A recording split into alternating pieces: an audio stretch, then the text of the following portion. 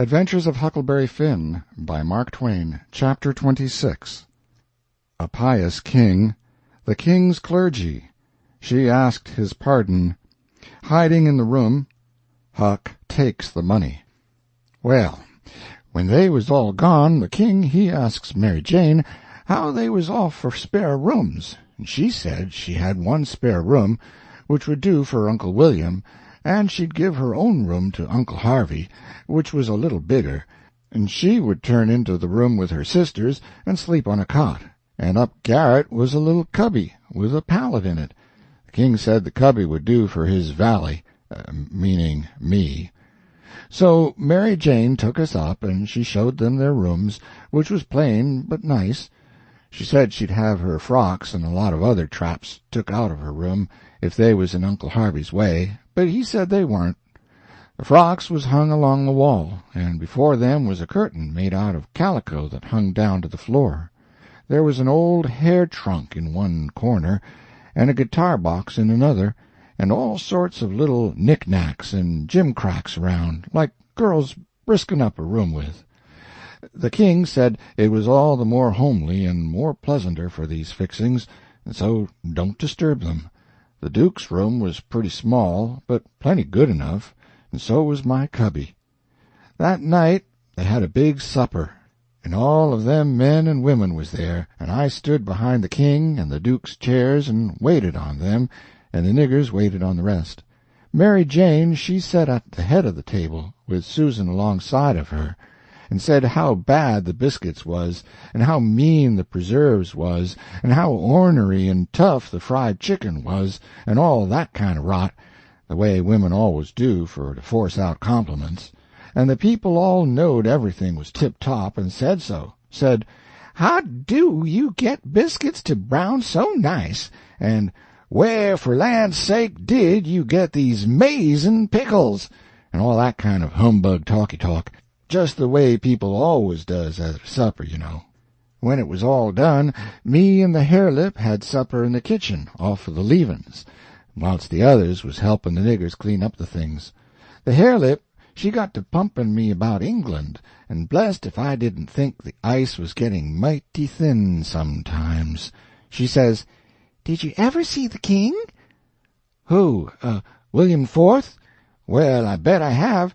He goes to our church." I knowed he was dead years ago, but I never let on.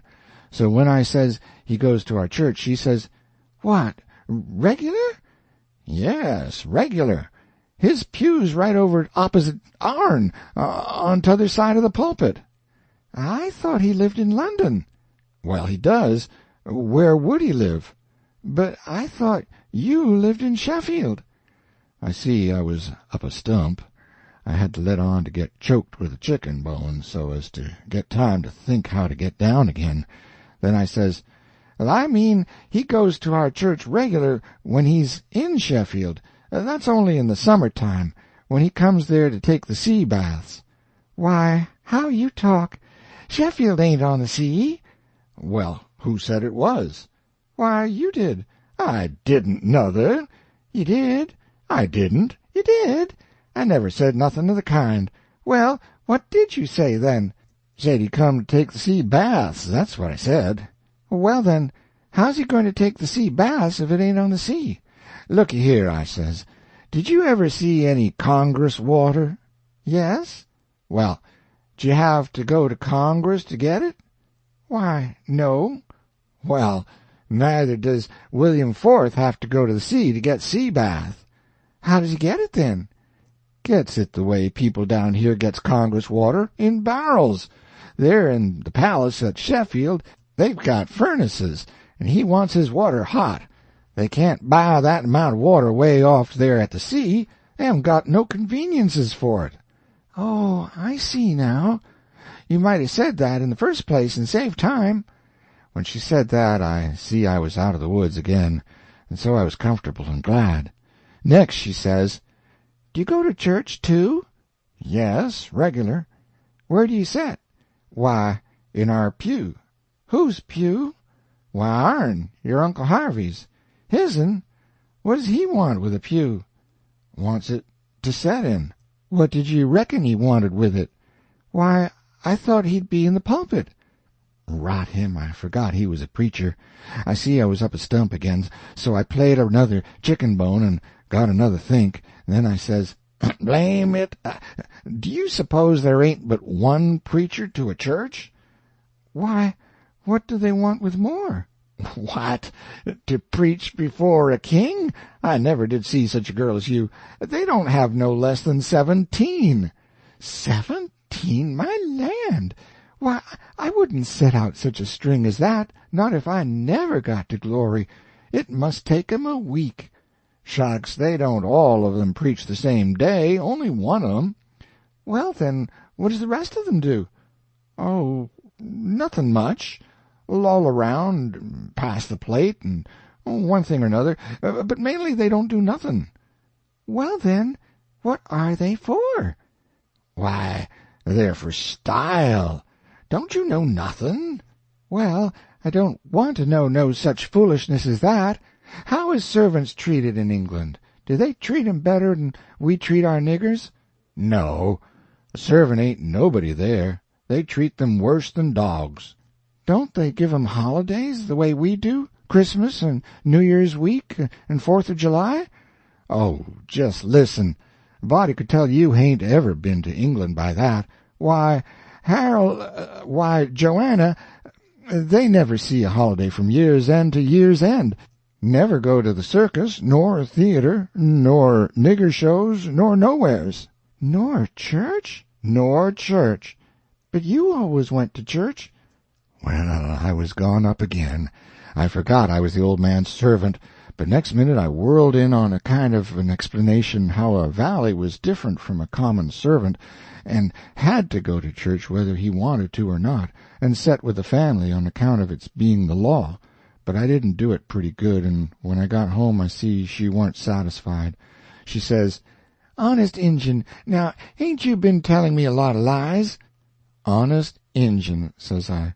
"None of it at all?" "None of it at all, not a lie in it," says I.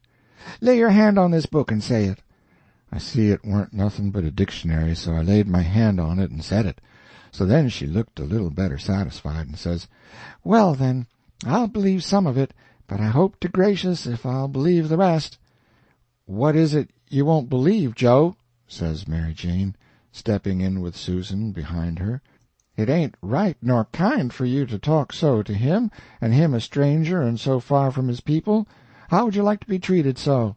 "That's always your way, Mame, always sailing in to help somebody before they're hurt. I hain't done nothing to him. He's told some stretchers, I reckon, and I said I wouldn't swallow it all, and that's every bit and grain I did say. I reckon he can stand a little thing like that, can't he?" "I don't care whether 'twas a little or whether 'twas big. He's here in our house and a stranger, and it wasn't good of you to say it. If you was in his place it would make you feel ashamed, and so you oughtn't to say a thing to another person that will make them feel ashamed." "Why, Mame, he said—" "It don't make no difference what he said. That ain't the thing. The thing is for you to treat him kind, and not be saying things to make him remember he ain't in his own country and amongst his own folks."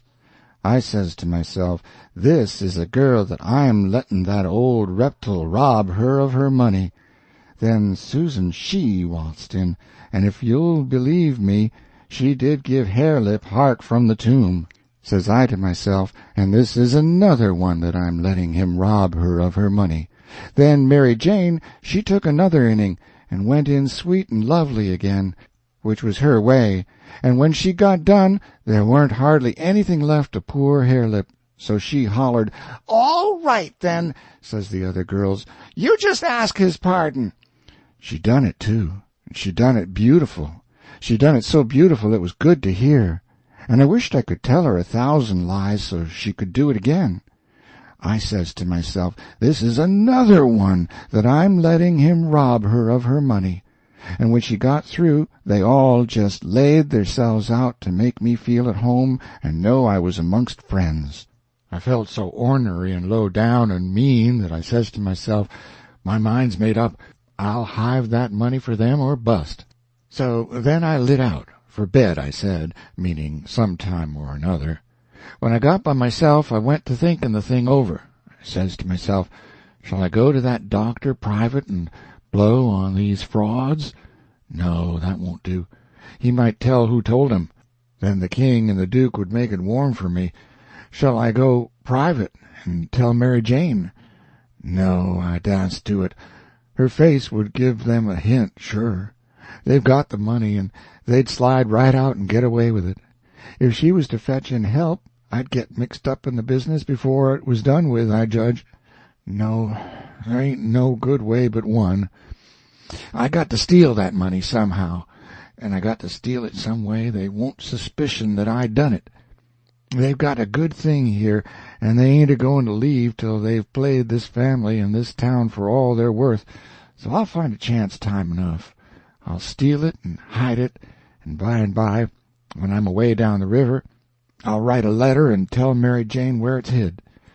But I'd better hive it tonight if I can, because the doctor maybe hasn't let up as much as he lets on he has.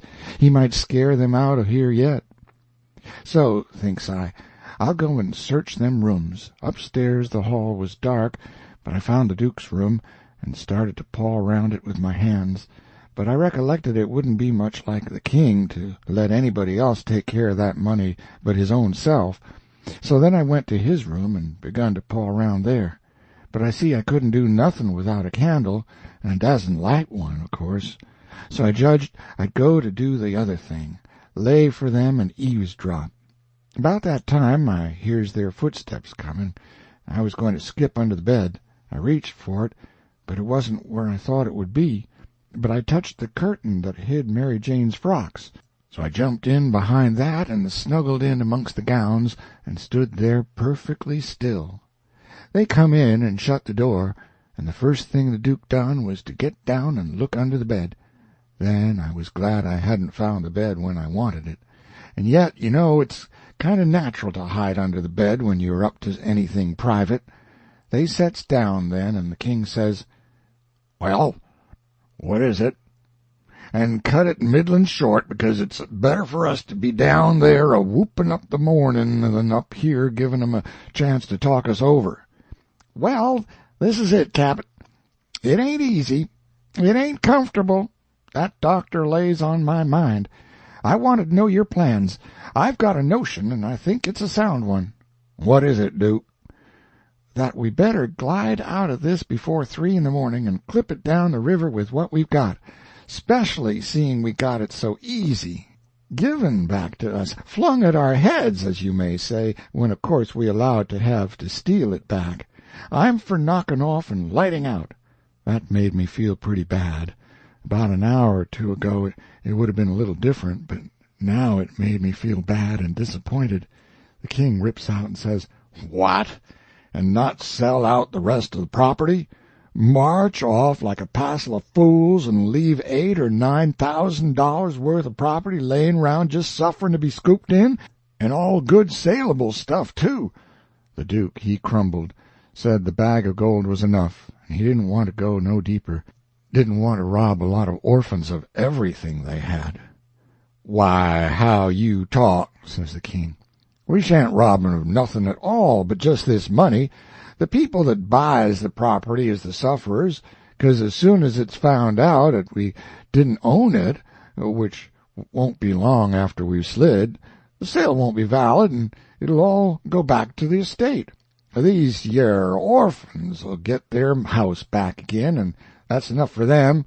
They're young and spry and can easy earn a living. They ain't a-going to suffer. Why, just think, there's thousands and thousands that ain't nigh so well off. Bless you, they ain't got nothing to complain of." Well, the king, he talked him blind, so at last he give in and said all right, but said he believed it was blamed foolishness to stay and that doctor hanging over them. But the king says, "Cuss the doctor. What do we care for him? Hain't we got all the fools in town on our side? And ain't that a big enough majority in any town?" So they got ready to go downstairs again, and Duke says, "I don't think we put that money in a good place." That cheered me up. I'd begun to think I weren't going to give a hint of no kind to help me.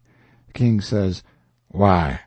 "Because Mary Jane will be in mourning from this out, and first you know the nigger that does up the rooms will get an order to box these duds up and put 'em away, and you reckon a nigger can run across money and not borrow some of it?" "Your head's level again, Duke," says the king, and he comes a-fumbling under the curtain 2 or 3 foot from where I was. I stuck tight to the wall and kept mighty still, though quivery, and I wondered what them fellows would say to me if they catched me, and I tried to think what I'd better do if they did catch me, but the king he got the bag before I could think more than about half a thought, and he never suspicioned I was around. They took and shoved the bag through a rip in the straw tick that was under the feather bed, and crammed it in a foot or two amongst the straw, and said it was all right now, because a nigger only makes up the feather bed and don't turn over the straw tick only about twice a year, and so it warn't in no danger of getting stole now. But I knowed better. I had it out of there before they was halfway downstairs.